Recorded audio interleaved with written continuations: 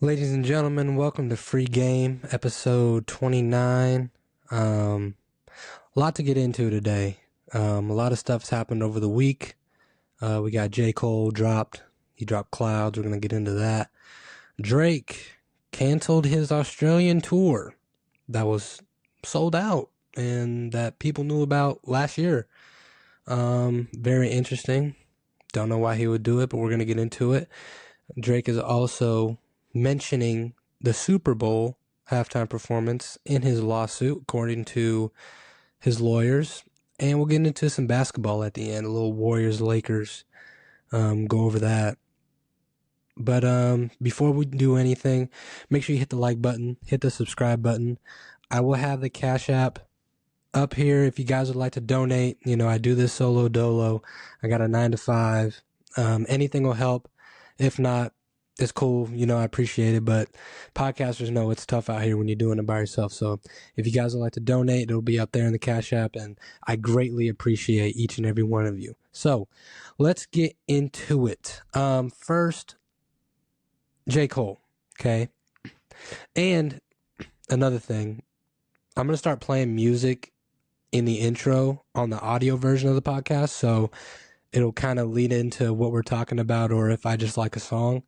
So if you guys want to hear like the intro part, go to Apple Podcasts, go to Spotify Podcasts. It'll be in the description below. That way you can listen to it on audio. So just a nice little wrinkle, probably like a minute and a half, little snippet, little intro. But let's get into it, man. J. Cole has dropped a freestyle or whatever it is called Clouds, right? I listened to it a couple times. Love the record. I love that J. Cole is still showing us that besides the beef, he can still rap his ass off. Like, we all knew that. You know what I mean? There was some greasy talk in there, you know, where I'll kill any rapper. I'll turn these rappers into martyrs. And my first initial take on that particular bar was it just doesn't hit the same. You know what I mean? And I know I'm not the only person that feels like this. Like, it's been talked about already. Like, Joe Budden's talked about it. The Rory and Maul podcast talked about it. Everybody else that streams talked about it. If you're speaking from how would I put it? Just an avid listener to hip hop, not really like a historian or people who are huge fans of J. Cole, just a normal person who loves hip hop. If you tell the whole story from pre-beef to post-beef, apologizing over a diss record, a lot of people are going to say like, oh, well, he can't say he's the best just by like consensus. You know what I mean? Yes, he is probably the best lyricist out of the three, some would say. I wouldn't argue with you if you would say that. Yes, his pen is amazing. Yes, his run is crazy, especially his feature run. But hip hop is the only genre where beef and rap battle is included in your legacy, per se. You know, there is no country artist who makes a country diss track. There isn't a jazz artist who makes a jazz diss track. You know, they just don't do it. So it's only hip hop that does this. And when you put yourself into the battle, like J. Cole did in 7 Minute Drill, go on and apologize for it and take it down and tell Kendrick, I got my chin out, take your best shot. That's going to get taken in a way to where, like, you can't do the greasy rap talk shit you do anymore. You know what I mean? Not by me. I love it, right? I love when J. Cole just raps. I love it when he's stepping on shit. He has every right to do it. He is accomplished. J. Cole is still motherfucking J. Cole, right? Do not get it twisted. And me personally, I do believe that there is still an opportunity for J. Cole to kind of get back into the good graces of the avid hip hop historians, because they're not taking that shit back. That'll never leave his career. That's going to be a stain on J. Cole's career from apologizing for making a diss track. I don't want to be the person to label somebody like that, because J. Cole's been the person where I just want to keep peace, fuck the beef. I'm just me. Cole's always been like that. But unfortunately, when you're in the heat of the moment and hip hop is a sport and you do something that's never been done before, it's gonna look away, and it's never gonna leave him, unfortunately. But there was a particular rapper that didn't take kindly to J. Cole's clouds, and that rapper's Freddie Gibbs. Freddie Gibbs went on and said, the yawn emoji. How are you going to say you're going to kill rappers and drop out of a diss battle? Which, in fairness to every rapper not named J. Cole's defense, they have every right to say this. You know what I mean? And I think Cole knew this. I think he knew that everybody was going to shoot at him for this. He became an easy target. But the question is, will Cole respond to anybody? Not just Freddie Gibbs, to anybody. If I were to put money on it, I'd say no. I think he's over the beef. I think he's got way more things going on in his life. We're still waiting on the fall off. These little snippets and these little songs that you drop on YouTube here or there. I think it's on streaming now, which is good. But initially it was just on YouTube. But I don't think J. Cole's built like that. You know what I mean? Does he have the potential to? Yes. Call it what you want. J. Cole is probably active-wise top 2, top 3 rapper. Still, even after the beef. You can't deny that. But I just don't think he wants to beef. He got peer pressured into saying something about Kendrick. And then he apologized, and then he's still, that happened a year ago, still going through the repercussions of doing that. Something drastic and something that has never been done before, right? So, I don't know. Would I do it? Yes. Now, the other question is Freddie Gibbs a worthy opponent for J. Cole? And I would say yes and no. Yes, because lyrically, it would be a great battle. Freddie Gibbs is Freddie Gibbs.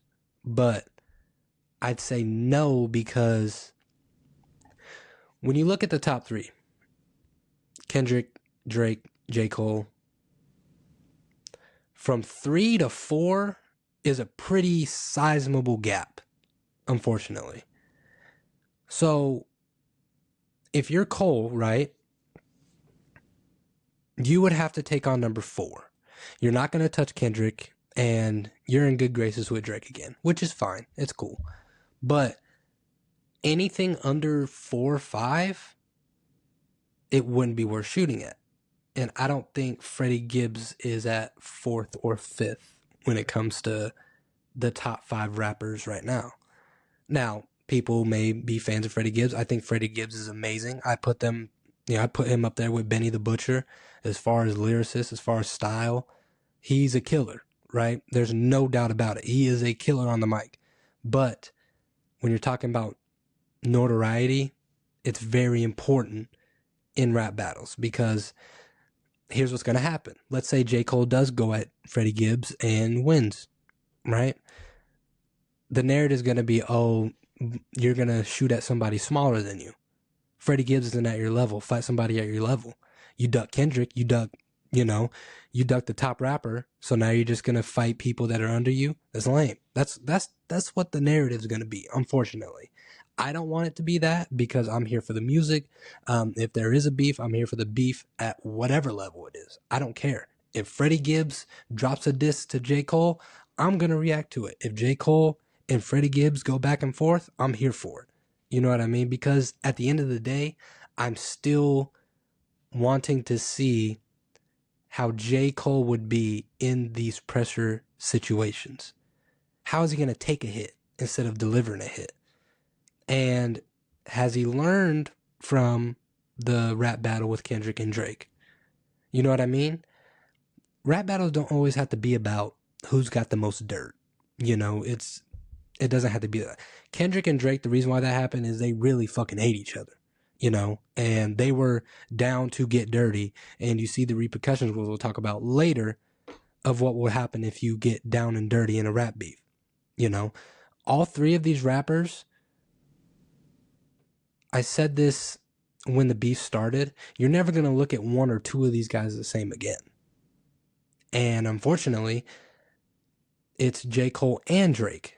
You know, you're never going to look at them the same again. You listen to their music, you know, you listen to Clouds by J. Cole. You listen to, you know, I played I'm Ready on the intro on the podcast part. And even the first verse, man, he's talking greasy, aggressive, you know, hyper energy, talking his shit, putting his chest out, saying, I am the best rapper and I don't give a fuck about anyone else. And at that time, he was. J. Cole's feature run was legendary, up there with Wayne. Like, insane. He will kill any rapper he gets on a track with. That's true. That's valid. But after what happened post 7-minute drill till now, it's going to look away. When Drake raps, like on Give Me a Hug, it still looks away. You can't see him the same.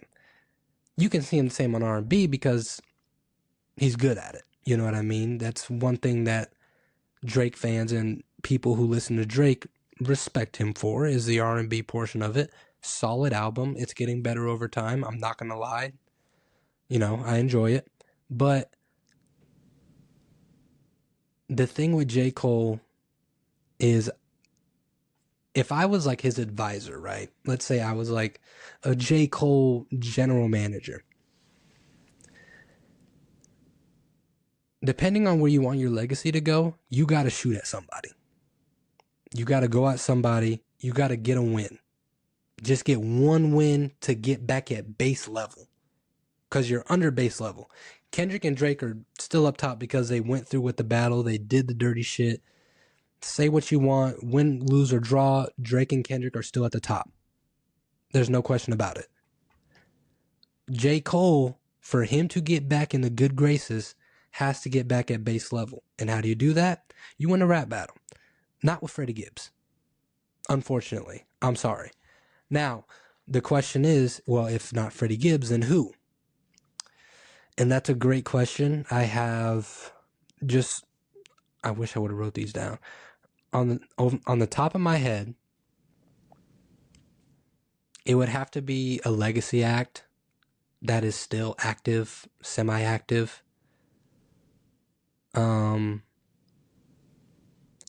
Meek Mill. Meek Mill was he came up battle rapping. He's got a legendary discography, not active, and he doesn't get the numbers because he isn't independent, but Meek Mill is still Meek Mill. I've been hearing Tyler the Creator. I think he would be that fourth spot. Oh shit. That fourth spot that I was talking about, I think he would be up there. But they're just they're two of the same people. Like, they're both nice guys, you know. I don't see Tyler the Creator getting down and dirty in a rap battle. I would love it. He has the pen to do it. Like, he's very creative. He could do it. But the one person that would be a easy option for Cole to do, and he's already done it, Kanye West. Kanye West versus J. Cole. For J. Cole is a win-win. Is a win-win. Right now, Kanye's not in the best space. All right, he is doing some wild shit. I don't even follow him on Twitter because the shit, like, you can look it up for yourself. I'm not going to say it on here, but he's doing some wild shit. Like, mentally, he's not there. You've seen it at the Grammys. You've seen his tweets. He's selling swastika shirts. Like he's out of his mind. But musically, Kanye is one of the best producers we've ever seen. If you're talking about innovation, he's done the things that rappers do now before they ever done them. He was the first to do things. My Beautiful Dark Twisted Fantasy, from track 1 to the last track, the greatest produced album I've ever heard in my life. I hold it up to high regard. I feel like a lot of people would, but his catalog is cemented already, no matter what you think. You know, even Donda was crazily, like, insanely produced. His legacy's not going to go anywhere music-wise. For J. Cole, you already kind of had a beef with Kanye. I don't know if you guys made up. And this is just all speculation if J. Cole were to go into a battle.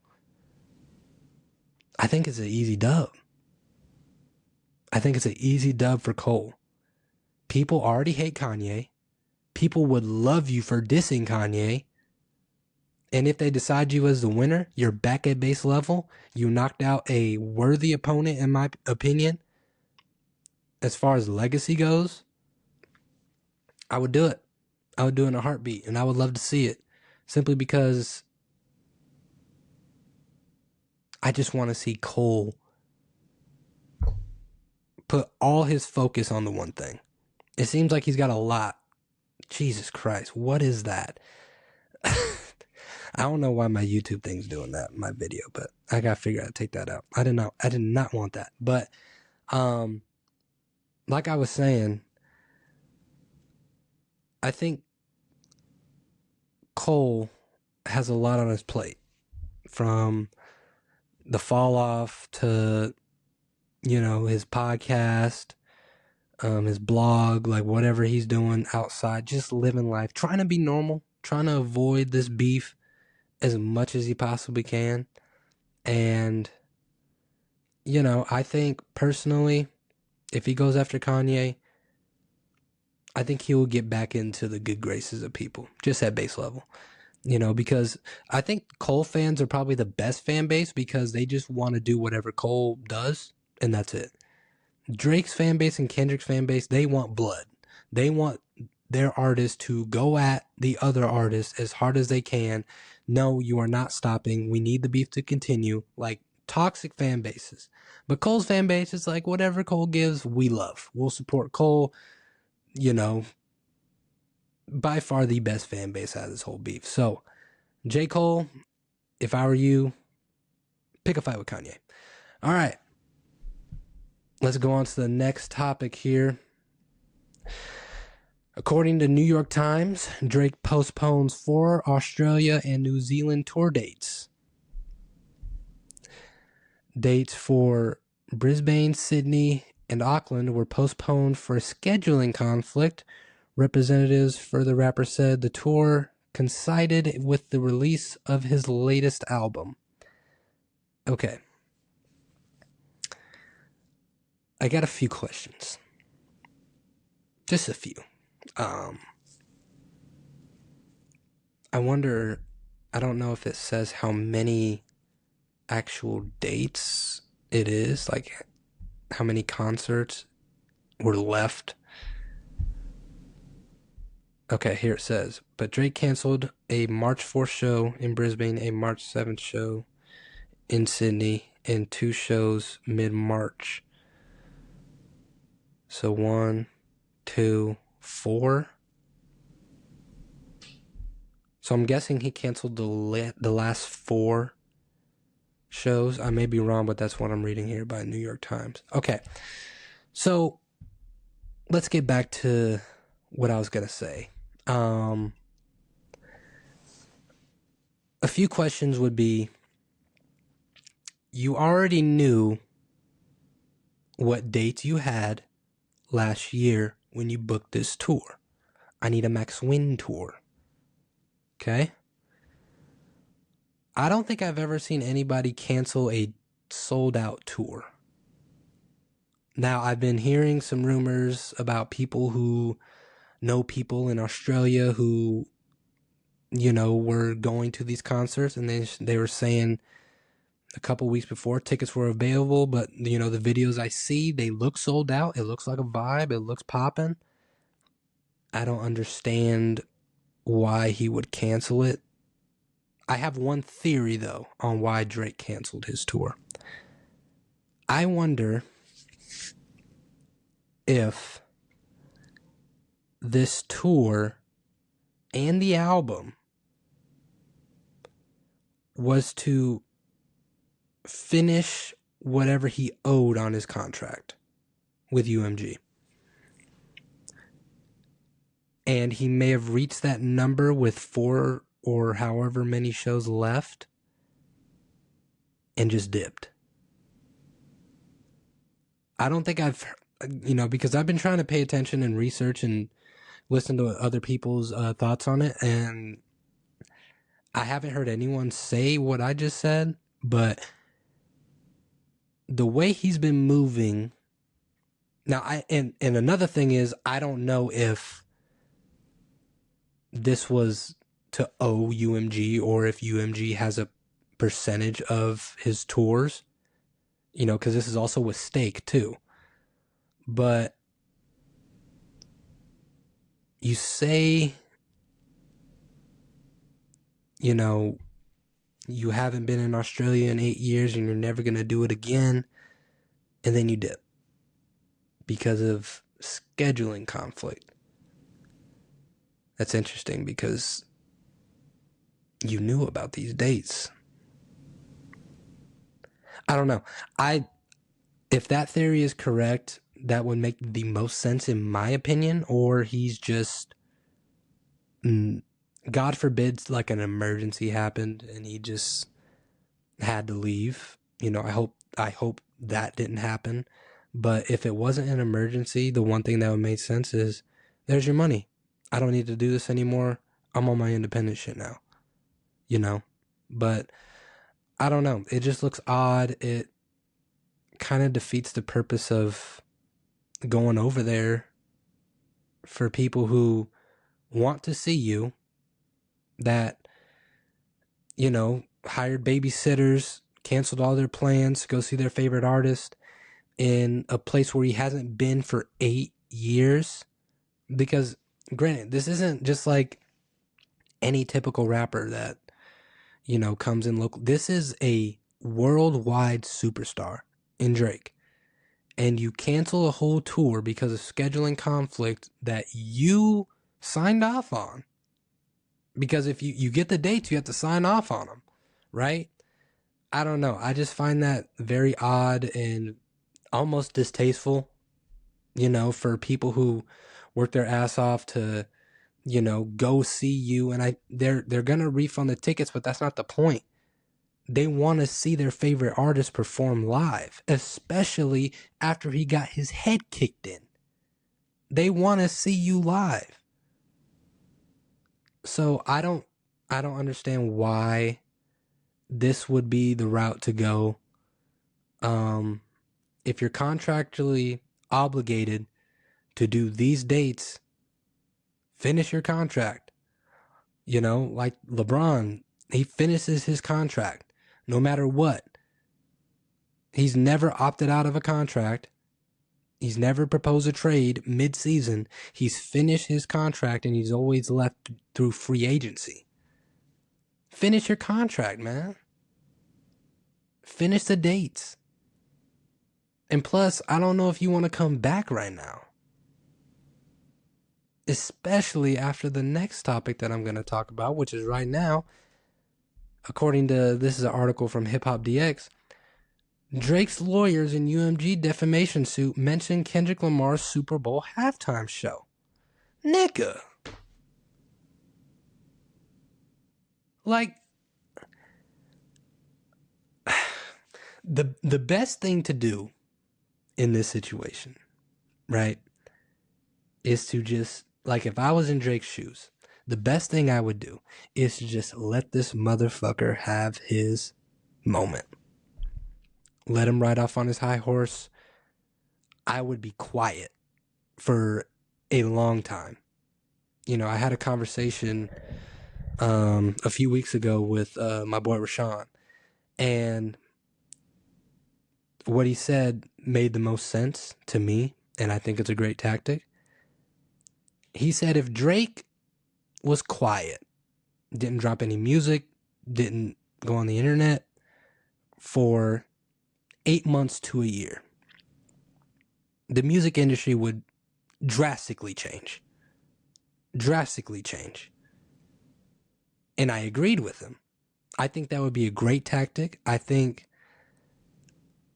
it proves his value, not only to UMG, not only to, all these other, hip hop labels, but it shows his value to the fans. If Drake sat out for a whole year, people would lose their shit. People would be begging for Drake to come back. Even Kendrick fans that enjoy Drake music, they just don't want to admit it, they would be sick.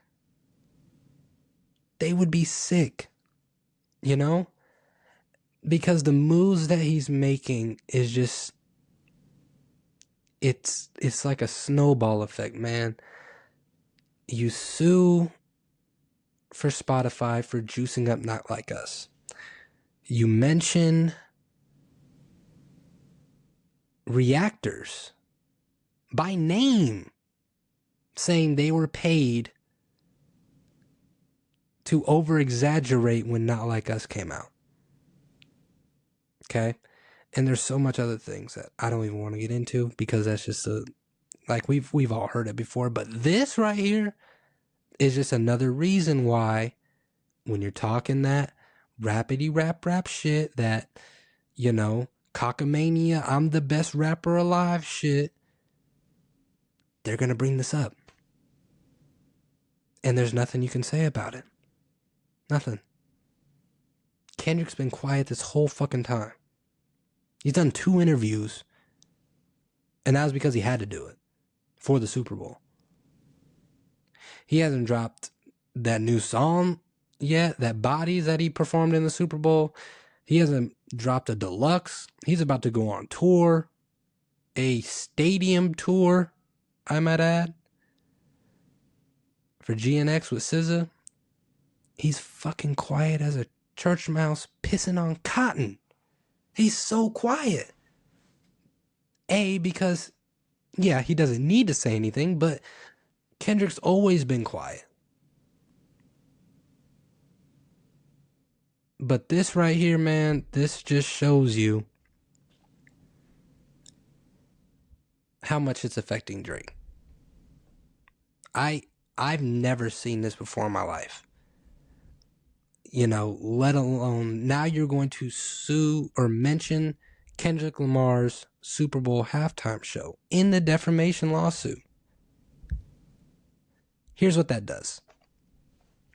Okay? It's deeper than what people think. Jay-Z is a part of the halftime show, like he runs it, but the NFL is ran by white people. Rich white people. The one thing rich white people don't like is being mentioned in lawsuits. Allegedly the numbers were down, but it was the most highest rated halftime show that was ever televised. So yeah, they're looking at that, but the NFL, I guarantee you, is like, yeah, I don't know if we want this hip hop thing anymore, because it's just giving us trouble. Now we're being mentioned in lawsuits.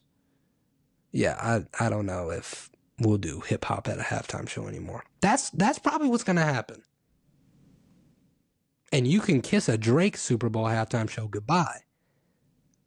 Granted, I don't think he would want to do it anyway, but now, definitely not. Absolutely not. That is not going to happen. I pray that this doesn't go to that effect, but knowing the NFL, they don't play with that shit. You see, Colin Kaepernick hasn't stepped foot on an NFL field ever since that shit happened. Now, I'm not saying the Colin Kaepernick thing was on the level of Kendrick, but the fact that Drake mentioned the Super Bowl in his lawsuit, the NFL's not going to like that. So I don't know how they're going to go through with that. I don't know if, Jay-Z's going to have to pull some strings, but I don't know. It's just distasteful. It's very distasteful. But let's move on to some sports. I need to pull up the standings real quick. The trade deadline that shocked the world has came into full effect. Both teams that had the blockbuster trades were the Warriors and the Lakers. And I guess you could say the Mavs, but Anthony Davis is hurt. Are you surprised? I'm not. But I think it's very interesting when you look at the West right now. I think the Warriors are 8-1 with Jimmy Butler, and the Lakers are 7-2, maybe. I may have that wrong, but Lakers are sitting 4th in the Western Conference standings. Okay, and they are how many games back are they? They're 1 game back from the Nuggets on that 3rd spot. Okay. Now, what's interesting is the Rockets and Lakers are tied right now, 4th and 5th. So I think they're going to be good. But from 6th all the way to 9 and 10, the Clippers and the Warriors, the Clippers are 6th seed. The Warriors are a half game back in the 7th seed. Okay. They were under the play-in for a while. And then Minnesota is a half game back from the Warriors. The Mavericks have the same record as the Timberwolves. And the Kings are a game behind the Mavericks. So from 10 to 6 is anybody's ball game. Okay. 10 to 6 is like the Kings are 2 games behind the 6th spot. So it's going to be close. But let's start with the Warriors for a second, because that is my favorite team. And I would be remiss if I didn't talk about them. Having conversations with, my friends, and because they know I'm a Warriors fan, I always said if I were to take somebody, it would be Jimmy Butler, but I don't think we're going to win the championship. I would be happy with just getting to the playoffs first, and then we'll go from there, because I don't want to be in the play-in again. Like, the Warriors are always in the play-in, and we always lose. I hate the play-in. I love it as a consumer because it brings an extra little additive to the game, but when it's my team, I fucking hate it.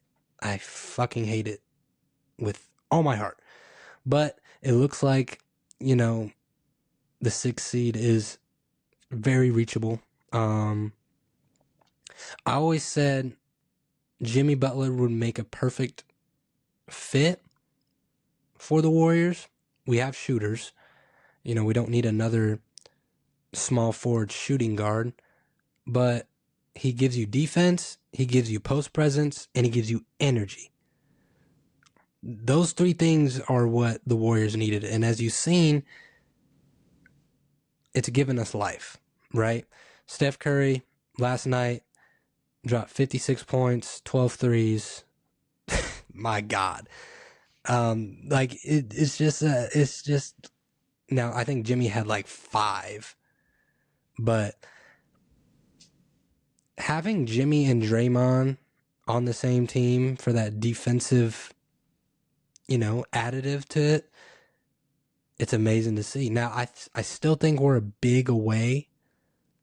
If Steph can just hold on for one more year, if Jimmy can hold on for one more year, if Draymond can hold on for one more year, I personally think if we get a solid big, like a star big man that can stretch the floor, can play defense, pick and pop, pick and roll, I think we would have a shot at it if Steph can just hold on for another year. This year, I don't think we're going to win the finals. I don't. I would love a playoff run. If we are in the finals, I'm rooting for them through and through. The Warriors are my favorite team. And if they make it to the finals, I'm picking them. It doesn't matter who they're up against. I don't care if they're going to lose. I don't care. I'm picking the Warriors. But I still think we're a big away. But I think, that trade shocked a lot of people now because it's actually working. The attention on Steph pre-trade and post-trade is significantly different. Now defenses are scrambling again because you can't let Jimmy just post up and bully you and get mid-range, jumpers and fast break points. And he's a decent facilitator too. Like, he fits the offense well.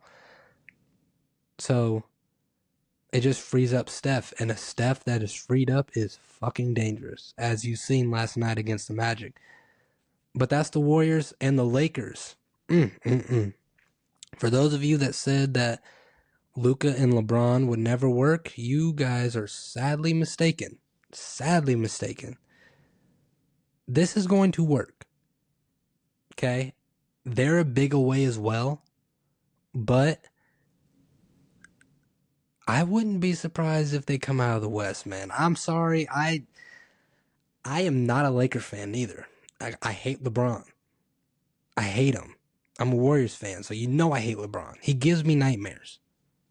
Every time we play on Christmas or the play-in, I know we're going to lose. I hate him. But they got Luka. He's going to make it work. I'm not going to credit JJ Redick. I'm not going to credit, Rob Pelinka, because they literally got handed a generational talent for nothing, as you've seen. LeBron's going to make this work. Okay?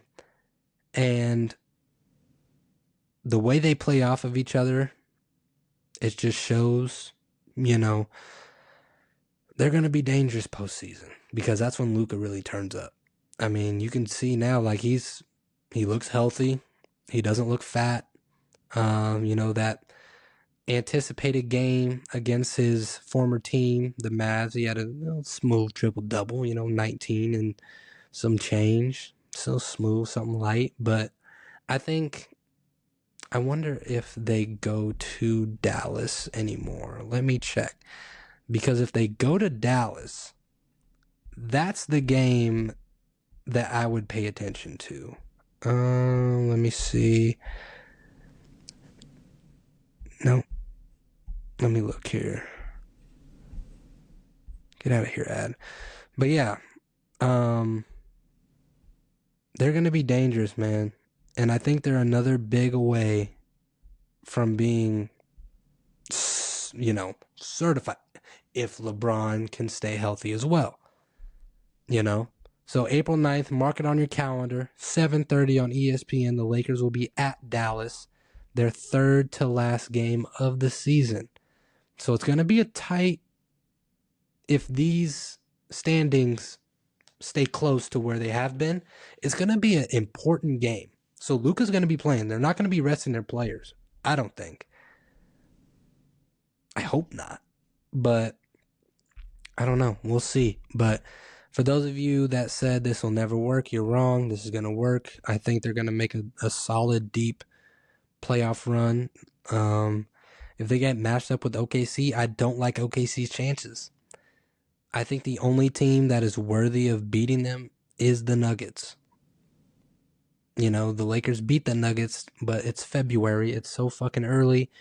In a 7-game series, who's going to stop Jokic? They have no big to stop Jokic. No big. Now, on the contrary, the Nuggets don't have any body to stop Luka or LeBron, right? But I think Denver's the better team because they've been together for a few years now. I think this is the one time where like a mid-season trade worked like significantly for both, like for two teams in the same season. Like that doesn't happen. Usually when you get a blockbuster trade like this, it's during the off season. So you get a whole off season to work with your coaches, work with your players, build up chemistry. But these are two players that like before the All-Star break just made an instant impact. So we'll see what happens there. But yeah, the Lakers are dangerous. The Warriors are getting there. I'm just glad the Warriors are better. Like, let's just be real. I'm just glad the Warriors are better at the end of the day. But yeah, April 9th. Mark that on your calendar. Lakers Mavs. Hopefully Luka will be playing. But yeah, I forgot what else I was going to talk about. I think that's it. Oh, Kevin Durant. Now, that is another target that I would look for. He does not look happy in Phoenix. Okay? I think if Bradley Beal didn't have a no trade clause, he would have been shipped out. They'd have got somebody else, and it would be not significantly better, but better enough to where you can make KD and Book feel comfortable. Book's not going anywhere. Devin Booker's going to be a Sun for life, I feel. Like, he just looks happy there. You know, he's got the world, and Phoenix is a good state to live in. But KD, as a hooper, he just wants to hoop. And he wants to be happy hooping, right? And I don't think if Phoenix doesn't make the playoffs, which I don't think it looks like they are, I think he's gonna ask out. You know, he said he doesn't want to play with the Warriors. When I heard that, I sort of believed him. But hey, I mean, it's a legacy thing. I get it. Like, you don't want that ghost of Christmas past of like the only time you won a championship was when you were with Steph. And Steph can't say that about you. Steph won 2 without you and 2 with you. So I don't know. If that's the reason, then I'm interested to see what team would be able to grab a Kevin Durant. You know, the Warriors aren't going to. I don't think that's an option anymore unless they do something crazy like package the whole bench and we're able to keep Jimmy Butler and Steph, because Draymond would probably have to go. I don't know about the Mavericks. You know, I don't know. The Clippers would be solid. It just depends on if Kawhi would want to stay healthy. James Harden's playing well. You know what I mean? Yeah, I don't know. Who knows with KD? Who knows? He'll go wherever he feels like it. You know what I mean? Like, he went to Brooklyn. You know, but I don't know. That's another target that I would look forward to. But yeah, that's it for basketball. I think it's kind of picking up now. So, and for those in the media trashing the NBA, that work for the NBA, that get paid to talk about the NBA, the more you criticize the game of basketball, the worse you're doing. I'm sorry. Yes, the NBA is different. Yes, the NBA, they shoot too many threes. Yes, All-Star Weekend sucks. But for guys like Draymond to go on TNT and say this isn't basketball is crazy. You are hired by TNT to talk about the NBA and build up the brand, and you shit on it. ESPN First Take, they shit on the NBA all the time, and it's always old heads. It's always old heads. Like, stop blaming Steph Curry for ruining the game. Everybody trying to be like Steph ruined the game. Steph's just the best to do it. If you want the NBA to be a better product, Talk positively about the NBA. Now, is there times where, like, okay, this is too much and I don't want to watch this? Yeah, absolutely. But that's all you guys highlight is just, this is a shitty product. I don't know what, I'm not going to watch it. You work for ESPN. You make your money off of talking about the NBA. So if it's shitty, why are you here? How much money are you making to talk about the NBA if it's so shitty? I don't know. Like, I just find it distasteful for people in mainstream media to absolutely just shit on the product. That's why I like Gil's Arena, Club 520 with Jeff Teague, Hoops Tonight. They talk good about the game. Kenny For Real, they talk good about the game. Just talk good about the game. That's it. That's it. Like, football season's over. We have nobody else to compete with. We're at All-Star break, so everybody's like going at it to get like just 1 to 2 games ahead of the standings. It's a great time to talk about the game, so do it. I never will understand that part about, the ESPNs, the Fox, the people who have the biggest voices just to absolutely just shit on the product. But hey, I don't get paid like them, so it is what it is. But I think that's it. This is my first solo pod, so I didn't expect me to go like at an hour. I think this is good little banter, and it was kind of a slow news week, so it is what it is. But yeah, let me know what you guys think. Thank you guys so much for watching, and make sure you listen to this on audio, on Apple, Spotify. I'll put it all down in the description. Make sure you leave a like. Make sure you subscribe. Comment down below. What do you guys think about Drake canceling the tour? Do you guys think J. Cole has a worthy opponent to battle if he were to battle? What's your thoughts on the NBA, on the Luka trade, the Jimmy Butler trade? Let me know. Let me know in the comments. And if you would like to donate, please donate in the Cash App up there. I greatly appreciate it. I even appreciate you guys just listening, man. Like, this is what I love to do.